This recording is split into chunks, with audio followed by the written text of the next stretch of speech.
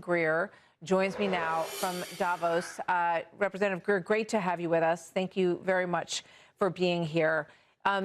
Give us a sense of the ground that has been traveled today. The president saying earlier today that military action is not the path that he wants to take to gain ownership and control of Greenland. Now it sounds like he's not even thinking about tariffs. So can you give us any sense of what is the transaction that is in the works?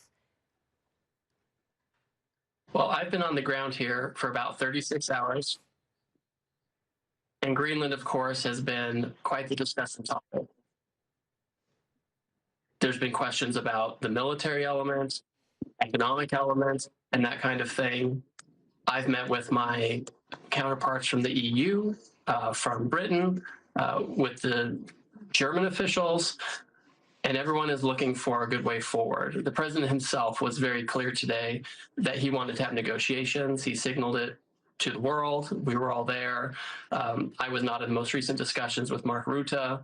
That's clearly the right person to be talking to, given his role in NATO. And so we're having very constructive conversations at many levels with many countries that are involved in this. So let me play what the narrative was going into today. There was a lot of alarm. There were even troops mobilized to protect Greenland by our other NATO allies. Astonishing in many ways. But here's the kind of language that we heard pre-speech from President Trump. Watch. Let me be direct. We are in the midst of a rupture, not a transition. It's clear that we are reaching a time of instability, of imbalances. Now, so many red lines are being crossed that you have the choice between your self-respect. Being a happy vassal is one thing, being a miserable slave is something else. It is time to seize this opportunity and build a new independent Europe.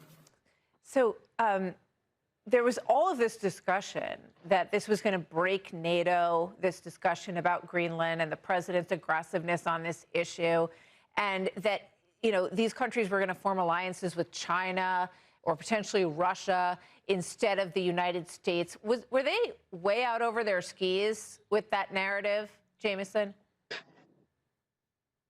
Yeah, I don't think any of that was realistic. I don't want to be dismissive of some of the emotion that was felt by, some of the folks here in Europe. But the reality is we are entering into a new world order.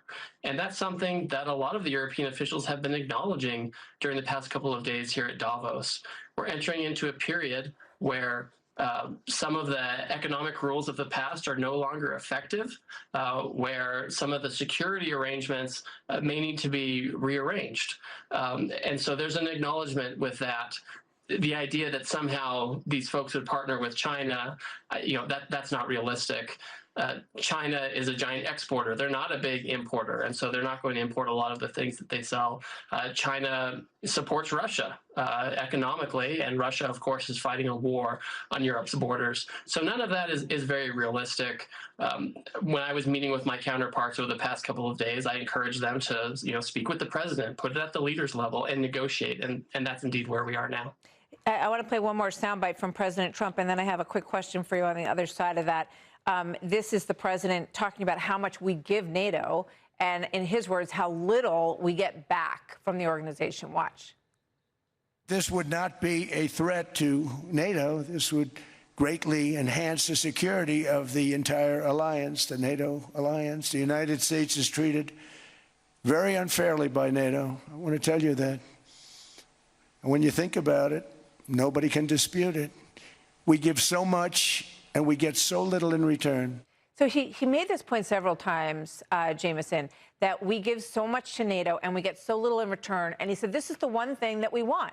We want to have control over Greenland. So was it the threat, and we're still waiting to see what this framework is, obviously, but was it the threat of sanctions that was the tipping point towards where we are now with some sort of framework? Well, it certainly focused minds. So I would say, yes, that's the case. And I just want to make one more point. People tend to forget history. When you look back to World War II, and we contributed to the war effort. We lent money to Britain. We had this Lend-Lease program, and people talk about it now like it was free money. Britain had to pay that money back for decades. So whenever you're facing real security concerns or people want security guarantees, it's never been free. There have always been trade-offs, and periodically you review those relationships, you review the cost and balance, you review who's bearing the burdens, and you reassess that. So this kind of conversation, I think, is long overdue. Greenland's part of it. The NATO 5% commitment is another part of it. Our trade relations are part of it. We're in the middle of making sure that our trade relations, our security relations, are in the interest of the United States of America. Yeah. It's fascinating to see how the threat of tariffs has become a national security tool and lever in a number of situations, and it clearly reflects President Trump's doctrine as he looks at the way to solve conflicts in the world and have a United States advantage. And he now says the whole Arctic region is part of this framework. So we'll see what that means as we get more details. Jamieson Greer, U.S. Trade Representative, an important part of all these discussions. Thank you very much for being here. Great to see you.